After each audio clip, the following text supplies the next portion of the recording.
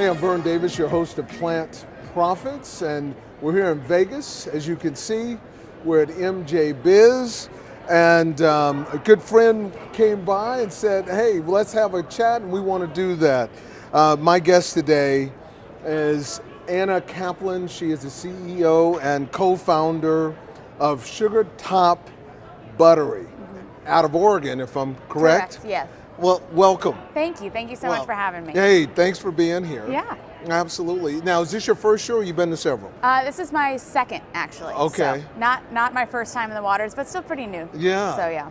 Yeah, SugarTop Buddery, I just love the name. Thank I could you. say that all day. So tell me, how did the name come about? Oh, gotcha. Well, so my brother is a creative like myself, Okay. and we really wanted to come up with a name that not only defined the plant itself, so sugary top colas, but also having this sort of essence of what a brewery means. So a buttery rather than a brewery is sort of this craft cultivation location. So we refer to our garden as the Buddery. Okay. And so SugarTop is the overarching brand, and the Buddery is our home for our plants. Yeah, you guys have been around a while, right? Yes. Yeah, I mean, you were the first pre-roll in Oregon, right? It's arguable, but I would argue yes. Okay. We launched the brand in 2015. Okay. We had been growing for patients medically for a few years before that, Okay. and really were excited as soon as Measure 91 passed in Oregon to build the brand and really take that step into the recreational market. And so it's just been a joy ever since to just continue to build the brand and products. Well, I want to talk about building brands because, you know, you're dealing in a wellness consumer product, and that's what it is. Yeah. And brands are so important to the lifeblood of that business, Absolutely. right? So tell me about the progress and the difficulties, the challenges you've had in building a brand in cannabis. Absolutely. Yeah. I think so. Everybody knows that differentiation is key, Yeah. because we are dealing with a plant, and while there are strain varieties that everybody has access to, it's really who you are, what are your core values, and why do people want to have loyalty to your brand. So it's very important to us as a company founded by artists and musicians that came through in not only just what we did in the community, but how you picked up a product and looked at it and saw that. And so our branding is really rooted in, I would say, the retro vibes of the 60s and 70s, having that sort of revolutionary vintage feel, so that you get that sort of cultural aesthetic when you're picking up the product. But we also really root in the community of what we do. So how do you do that now? We throw events constantly. We're constantly bringing musicians into our community and to our garden.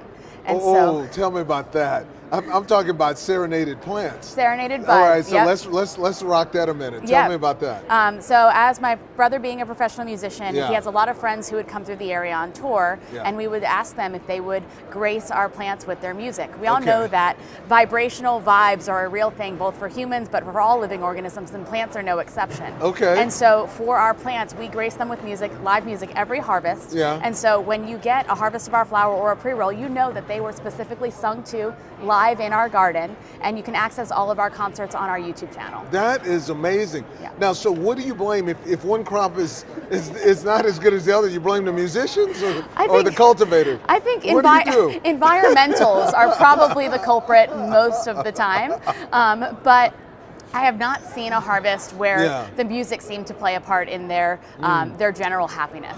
They tend to be that much more elevated, that much more alive, and just having that human vibrational interaction with the plants is so important, and that music just really takes that up a notch. Oh man, that is so cool. I love the serenaded plants. Thank you. I think that is unique, and actually I believe it. I do too. I believe that there's an effect. What are your top brands now? Oh gosh, so we have our bat line, and SugarTop, we really wanted to create a jargon around our products as well. As you know, Band-Aid, for example, is a bandage. Bats are SugarTop's version of a joint. And so when we have our Mondo bats, which are our 1 gram pre-rolls, stubby bats, which are our half grams, twin bats, which is our 2-pack. And so the bat line is SugarTop's brand of cone-shaped joints. We also have our line of Good Smoke, which is our vintage value brand of a 10-pack of pre-rolls. And so that really harkens back to that idea of that cigarette pack format in your pocket, and it's priced for daily consumption. So that's one of our most popular lines, because Oregon has the best weed at the lowest prices in the entire world. I know. And so having that value line has been really important for us building our brand, not only on a high level for top quality, but also something that can be a day-to-day smoke. Yeah, that's very cool. Talk to me about your people growth? Oh, wow. Yeah. So we started out as a team of 3. Myself, my brother. Actually, we were just a team of 2. We brought on a third to help with our sales and distribution. Well, hold on. Before you go there, I want to know the creative skill sets of each of these partners here. Yes, yes. Okay. So I am a classically trained oil painter and ceramicist. I have a master's of fine arts. Okay. So my background is truly in the visual art side of thing, which you can see in our branding and our marketing. Absolutely. My brother is a world-class percussionist, so he has... Oh, really? Drummer? Drummer, yeah. So he has toured the world with musicians, to name drop a few jam bands like the String Cheese Incident and things like that. Okay. And so he's definitely well known on the West Coast for his musical career. Okay. And so for us, it was really about bringing the creativity, bringing the arts, music, and community elements of our passions into building a cannabis brand. Yeah. And so I really believe that our creativity also sets us apart in our thinking, because while we may not have the traditional backgrounds of building businesses in the past, we have, you know, one would argue that arts in itself is its own business and probably one of the most small business startup things you can do by promoting yourself as an artist or a musician. So we bring that level of creativity and entrepreneurship to the brand. That's great.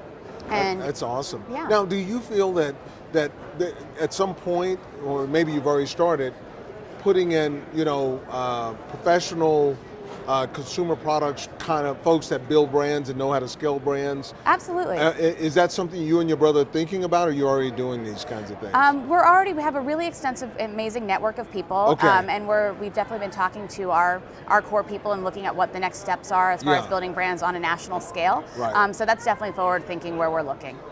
Yeah. Okay. That is awesome. So 2015 is when this first pre-roll came out. Mm-hmm. Okay, so you guys been in business a while. Yep. So talk to me about growth.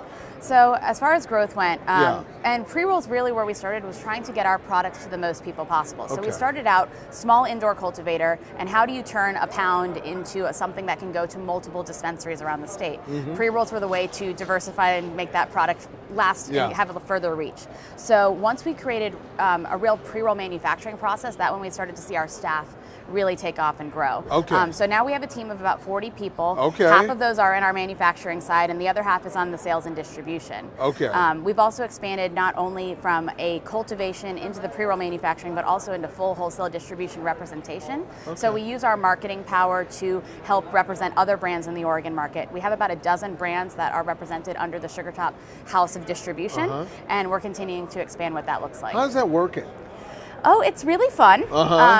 A lot of relationships, right? A lot of relationships, and community is one of our core values. Okay. I say music, art, love, community, integrity. Those are the 5 values of SugarTop. Okay. And wholesale distribution really was just a natural piece of that, because we wanted to be able to bring our relationships with the stores and bring other brands to that. So we would be able to be sort of a one-stop shop for the best of Oregon, and really be able to showcase people that we believed in, and also help incubate smaller businesses along the way. Oh, that's great. That's great. That's great. And are you finding that you have more clients than you really need, or you in acquisition mode of clients? What are you doing in that business? We're constantly expanding our reach, but we're in a really wonderful but also tough position of not being able to service all of the clients we already have. We have a wonderful demand for our in-house products, and so we're constantly trying to balance that, reaching more outlets, but also being able to fulfill at the level of supply that our stores need. Okay. So we are expanding with automation and trying to build up our supply chain even better. Okay. So we're doing a little bit of both. It's a slow growth. We probably are adding 50 to 100 retail shops a year. Okay. And we're probably distributed in about 60 to 70% of the state regularly. Okay. Oh, that's great. So for cannabis in general, right? This has been a banner year. Things have been rich. Consumers are finding legal cannabis, and there are more places to purchase legal cannabis. Have you in Oregon experienced that? Because your market has been different. Oregon is really counter to a lot of whatit going on in the rest of the country. I will say that COVID in general, if we're looking back to 2020, was just a major boon for cannabis as an industry, as far as it being sort of counter-cyclical. We see that people really turn to cannabis as a way to cope deal with all of the stressors of the pandemic and also find outlets that weren't alcohol and other traditional means, which is amazing. 2021 has seen a little bit more saturation in Oregon, a bit of oversaturation in the market. So we're continuing to see prices have a fluctuation and go down that we're not seeing in other states. I think Oregon's also a much more mature market than many of the other states. And so I also mentioned that best weed in the world, lowest prices. And so you've got an oversaturation of incredible cultivators having to drive their prices down. And so it's a constant battle right now in Oregon to really be able to keep cultivators in business, keep the price level and variety that the consumer expects as well. Oregon also is an incredible state as far as it being much more easy access than other states for licensing. And so right now we're also going through this idea of if there's going to continue to be a moratorium on certain licenses in the state because of the saturation of product, if they're going to open it up again to more people to come in. And so it's just a really interesting time for the program itself in Oregon to see how that's going to continue to both help small businesses be able to stay in business, but also be able to regulate just how much saturation is already there and growing. So. Well, it's great to see SugarTop Buddery is part of the leadership in Oregon. Thank you. A very interesting and difficult market right now in the business because of the compression of price. You know, that makes it very difficult for folks like you who invested so much to make a lot of money in this business. You know, it does. I think the thing that we're most proud of is just really having been able to build a strong brand in the community, to have trust in the community, and really to be able to represent those brands and have the relationships built already. It is a very hard market, and I think that we're able to succeed, one, through the community that we have, both on the brand level and also at the retail level, and also really investing in the consumer community and letting them know that we're going to be here, and then they have a trust and like a return to us. So I think that's a winning formula. And it was a winning conversation with you today, Anna. Thank you very much for being here. Our guest today is Anna Kaplan, the CEO of SugarTop Buddery out of Oregon. I really want to thank you for this conversation, and wishing SugarTop Buddery much success as you take this journey. Thank you. Thank you. It was an absolute pleasure. Absolutely. I'm Vern Davis. I'm your host of Plant Profits. Plant Profits is brought to you by Produce Global. Cheers.